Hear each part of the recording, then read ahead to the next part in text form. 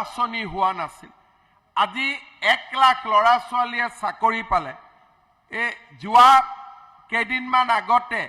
আমাৰ পুলিচৰ কামাণ্ডোবিলাকে ইমান ধুনীয়া প্ৰদৰ্শন কৰিলে এটা ল'ৰাকো সুধিব কোনেও পইচা দি চাকৰি পোৱা নাই আজিকালি অসমত পইচা দি চাকৰিয়ে নাপায় কেইদিনমান আগতে লোকসেৱা আয়োগৰ পৰীক্ষাৰ ৰিজাল্ট দিলে কোনো ল'ৰা ছোৱালীয়ে পইচা দি চাকৰি ল'বলগীয়া হোৱা নাই 1 লাখ চাকৰি দিয়াৰ পিছত আৰু ৩৫,০০০ চাকৰিৰ আমি এপ্লিকেশ্যন কৰিছো খুব কম দিনৰ ভিতৰতে তাৰো নিযুক্তিৰ প্ৰক্ৰিয়া আৰম্ভ হ'ব এতিয়া অসমত মানুহে বিশ্বাস কৰা হ'ল যে চাকৰিৰ কাৰণে টকা পইচা দিব নালাগে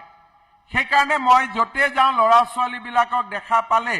মোক যেতিয়া মামা মামা মাতে মই এটাই কথা কওঁ যে ভাই স্কুলত যাবি দেই সদায় কাৰণ এতিয়া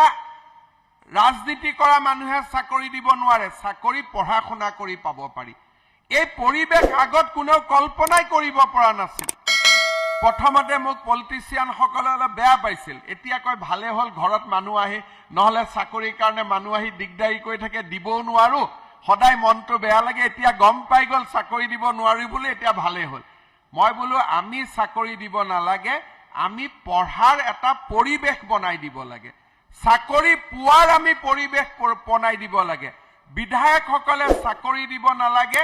চাকৰি টিউচন কৰক যে কোচিং ক্লাছ কৰক কেনেকে চাকৰি পাব পাৰে পুলিচৰ চাকৰি দিব নালাগে ল'ৰা ছোৱালীবিলাকক কেৰেটে বক্সিং লং জাম্পৰ ট্ৰেইনিং দিয়ক যাতে ল'ৰা ছোৱালীবিলাকে পুলিচৰ চাকৰি পাব পাৰে আজি আমাৰ অসমখনত এনেকে পৰিৱৰ্তন হৈছে কেইদিনমান আগতে